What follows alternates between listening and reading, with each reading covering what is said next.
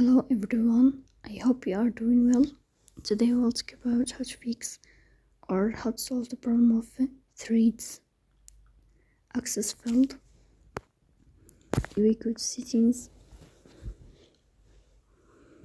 then we click on apps, default apps, app settings.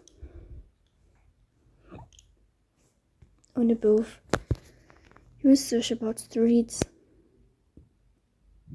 and you click here in this page like this. Then we go to first stop and you will click OK. Here you will enter to the window of storage.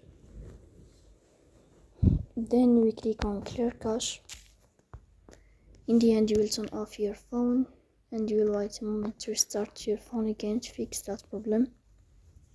So that's all. Don't forget to support us by like and subscribe. See you next